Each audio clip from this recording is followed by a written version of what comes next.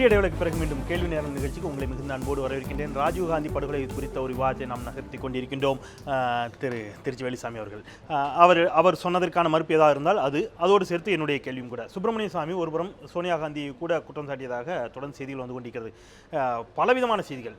உங்கள் தரப்பில் சுப்பிரமணிய சாமி சந்திராசாமியின் மீதான குற்றச்சாட்டுகள், மறுபுறம் சோனியா காந்தியின் மீதான குற்றச்சாட்டுகள், திரு ரகோத்தமன் அவர்கள் முழுமையான விசாரணையை நடத்துவதற்கான அனுமதி தரப்படவில்லை அப்படின்னு சொல்லி ஒரு மிகப்பெரிய மர்மமாகவே இந்த வழக்கு இருப்பதாக நினைக்கிறீர்களா? சுப்பிரமணிய சாமியின் குற்றச்சாட்டில் எந்த அளவுக்கு உண்மை இருக்கு நீங்க நினைக்கிறீங்க? நான் என்ன சொல்ல வரேன் என்றால், சுப்பிரமணிய சாமி இல்லை, யாரும் இல்லை, அந்த மேலே இருக்கிற சிவபெருமானும் விஷ்ணுவும் கூட வந்து சொன்னாலும் சரி, யார் குற்றவாளியா இருந்தாலும் அவர்களுடைய நடவடிக்கை எடுக்க வேண்டும் என்பதுதான் எங்களுடைய ஆசை. இல்ல, இன்னொன்றை நான் இந்த தெளிவுபடுத்த விரும்புகிறேன். ஒரு நல்ல விஷயத்தை, உங்களிடம் இருக்கிற நல்ல விஷயத்தை பாராட்டுகின்ற மனம் எனக்கு இருந்தால் மட்டும்தான் உங்களுடைய குற்றத்தை நான் தட்டி கேட்பதற்கான எனக்கு உரிமை உண்டு என்று நான் நினைக்கிறேன்.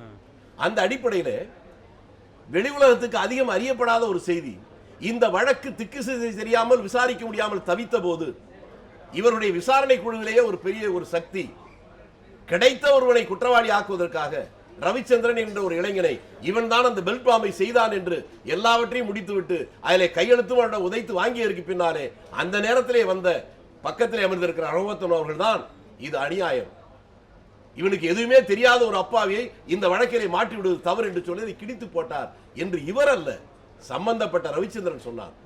அந்த அடிப்படையில் வரை நான் பாராட்டுகிறேன்.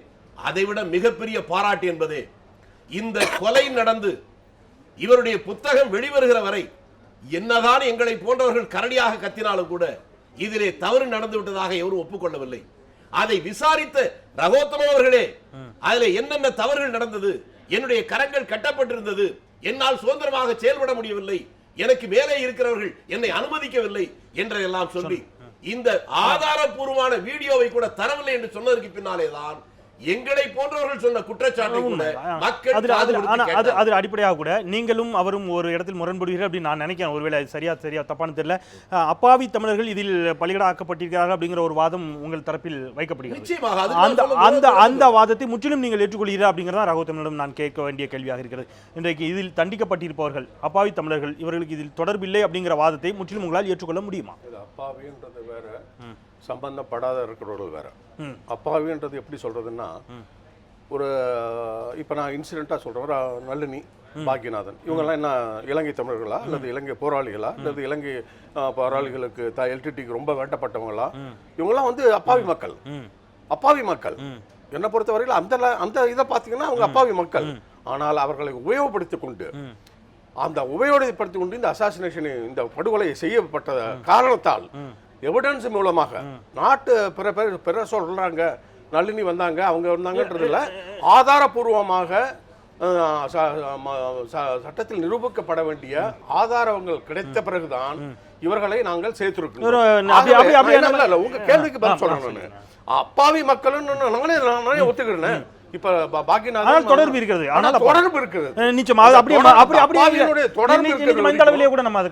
தொடர்பு இருக்கிறது, ஆனால் அவர்கள் வந்து அப்பாவிகள் அப்படிங்கறத வேற கண்ணோட்டத்தில் பார்க்க முடிகிறது அப்படிங்கிற அவருடைய வாதத்தை முற்றிலும் ஏற்றுக்கொள்ள முடியுமா? ஒரே ஒருவரை சொல்லுகிறேன். இந்த தூக்கு தண்டனை விட்டவர்கள் உள்ளே இருப்பவர்கள் அல்ல. பெங்களூர் ரங்கநாத் அவர் இந்த சம்பந்தப்பட்ட சிவராசன் குழுவுக்கு ஒரு வாடகை வீடு பிடித்து தந்தார். அவராக வந்துதான் காவல் நிலையத்தில் சொல்லுகிறார், நான் யார் என்று தெரியாமல் அவருக்கு வீடு பிடித்து தந்தேன். அவர்கள் பேசுகிறதை பார்க்கிற போது ராஜீவ் கொலையிலே சம்பந்தப்பட்டவர்களாக எனக்கு தெரிகிறது. அவர்கள் சந்திராசாமியிடம் பலமுறை பேசினார்கள், நான் பார்த்தேன். வெளிநாட்டுக்கு போவதற்கு ஏற்பாடு செய்தை அவர்தான் செய்திருக்கிறார் என்று சொல்லுகிறார்கள். ஆகவே நான் உங்களிடம் வந்து சொல்ல வந்திருக்கிறேன் என்று காவல் நிலையத்துக்கு போனவனை பிடித்து அப்படியே உள்ளே போய் அடைத்து அவனை சித்திரவதை செய்து அவன் சொன்னான், இந்த பெல்ட் பாமையே சந்திராசாமி தான் யாகம் செய்து கொடுத்ததாக சொன்னார் என்று. இன்று வரை சந்திராசாமியிடம் அதை பற்றி யாராவது விசாரித்திருக்கிறானா? யார் அதை சொன்னானோ அந்த ரங்கநாதனுடைய அடித்து உதைத்தவருடைய விளைவு இன்றைக்கும் நன்றாக நடக்க கூட முடியாத நிலைமை இருக்கிறான். அவன் குற்றவாளி என்று இவர்கள் காட்டுவதற்கு காட்டிய மிகப்பெரிய ஆதாரம் என்பது அவருடைய மனைவி எழுதி தந்த கடிதம் என்று சொல்லி, அந்த மனைவி 4 பக்கத்திலே கடிதம் எழுதி தந்திருக்கிறார் இவர் குற்றவாளி என்பதை போல. ஆனால் அவருடைய மனைவிக்கு தமிழிலே ஒரு எழுத்து கூட தெரியாது. அவர் ஒரு கன்னடத்து பெண், அவர் தமிழிலே எழுதியாக காட்டுறது. அதுதான் இந்த தியாகராஜனுடைய அவருடைய வாக்குமூலத்தை விட பார்த்தால் அதைத்தான் தெரியும். நான் கேட்கிற மிக முக்கியமான கேள்வி என்பது, இவர்களுடைய விசாரணை முடிந்ததற்கு பின்னாலும் கூட MDMA என்று இன்றைக்கு வரை நடக்கிறதே, ஜெயின் கமிஷனுடைய பரிந்துரையிலே இவர்களை விசாரிக்க வேண்டும் என்று அவர்கள் பரிந்துரைத்தார்களே, ஏன் இன்று வரை விசாரிக்கவில்லை? MDMA உண்மையில் MDMA இத்தனை ஆண்டு காலமாக என்ன செய்தது, அதனுடைய பலன் என்ன அப்படிங்கிறதை நம்ம பார்க்கலாம். அதுக்கு முன்பாக இது முழுக்க மக்களுக்கான விவாதம் அப்படிங்கிறதால மக்கள் நேரடியாக தங்களுடைய கருத்துக்களை பகிர்ந்து கொண்டிருக்கிறார்கள். முகநூல் பக்கங்களின் மூலமாக, ட்விட்டர் மூலமாகவும், சமூக வலைத்தளங்களில். அது குறித்து நம்மோடு பகிர்ந்து கொள்வதற்காக தேவேந்திரன் காத்திருக்கிறார். தேவா, இந்த தளத்தில் இன்றைய சமூக வலைத்தளங்களில் பதிவு செய்யப்பட்டிருக்கக்கூடிய கருத்துக்கள் என்னன்னு சொல்லுங்க. நிச்சயமா இந்த விவாதத்தை பொறுத்தளவு நிறைய கருத்துக்கள் வந்து பதிவேற்றப்பட்டு இருக்குது. குறிப்பாக ராஜீவினுடைய இந்த கொலைக்கான புத்தகம், அதாவது இந்த புத்தகம் வந்து வெளியிடப்பட்டிருக்கிறது குறித்து அமைதிப்படையால் உடலாலும் உள்ளத்தாலும் பாதிக்கப்பட்டவர்கள் வந்து பழி வாங்கியிருக்காங்க அப்படிங்கிற மாதிரியான ஒரு கருத்தை வந்து ஒருவர் பதிவிட்டிருக்கார். இன்னொருவர் வந்து ராஜீவின் கொலைக்கு முன்பே அது சிஏஏவுக்கு தெரியும், CNN தொலைக்காட்சிக்கு கூட தெரியும், மொசாத்திற்கு தெரியும், இந்த மாதிரி நிறைய ஒரு பட்டியலை இட்டு இவங்களுக்கெல்லாம் தெரியும். அதன் பிறகுதான் இந்த ஒரு கொலை வந்து நடந்ததா வந்து அவர் சொல்லியிருக்கிறாரு. இதை வந்து தவறாக புரிஞ்சுக்கிட்டு சோனியா வந்து இதற்காக ஒரு 2 லட்சம் பேரை வந்து பழி வாங்கிட்டு தான் வந்து அவருடைய கருத்தை, அவருடைய கேள்வியும் வந்து எழுப்பியிருக்காரு. இன்னொருவர் சொல்லியிருக்காரு, இந்த புத்தகத்தின் மூலமா உண்மை வெளிவந்தால் அது நன்மையே அப்படின்னு வந்து சொல்லியிருக்காரு. ஒருவேளை இது வந்து மேலும் மேலும் சர்ச்சைகளை கிளப்பினால் இது வந்து பிரச்சனை அப்படிங்கிற மாதிரியான தன்னுடைய நிலைப்பாட்டையும் வந்து வைச்சிருக்காரு. நன்றி தேவா, சமூக வலைத்தள கருத்துக்களை எங்களோடு பகிர்ந்து கொண்டதற்கு. இப்போ அவர் ஒரு விஷயத்த சொல்கிறார், எந்த அளவிற்கு இந்த விசாரணை அதிகாரிகள் நடந்து கொண்டார்கள் அப்படிங்கிற சில வாதங்களை வைக்கிறார். இப்போ நான் என்னுடைய கேள்வி அப்படிங்கிறது, இத்தனையே வந்து இந்த விஷயங்கள் எல்லாம் நீங்கள் வந்து பணியில் இருக்கின்ற பொழுதே ஏன் அத்துணை ஆக்ரோஷமாக, ஆவேசமாக இதை நீங்கள் வந்து அப்பொழுதே எதிர்ப்பதற்கான சூழல்கள் இல்லையா, ஏன் செய்யவில்லை அப்படிங்கிற கேள்வி ரொம்ப இயல்பாக வெளிகிறது இல்லை?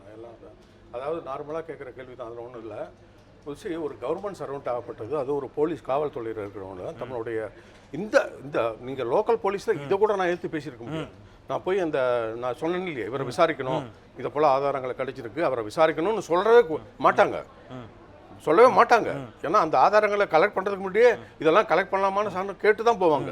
ஆனால் அந்த சிபிஐயில் ஒரு சுதந்திரம் என்னென்னா, ஒரு இன்வெஸ்டிகேட்டிங் ஆஃபீஸருக்கு ஒரு இன்வெஸ்டிகேட்டிங் ஆஃபீஸர் ஒரு வழக்கை கொடுத்து விட்டால் அவர்களுடைய தனித்தன்மையை அவங்க எதிர்பார்ப்பாங்க. அதாவது எவிடன்ஸ் தான் முக்கியம் இந்த சிபிஐ கேஸுக்கு.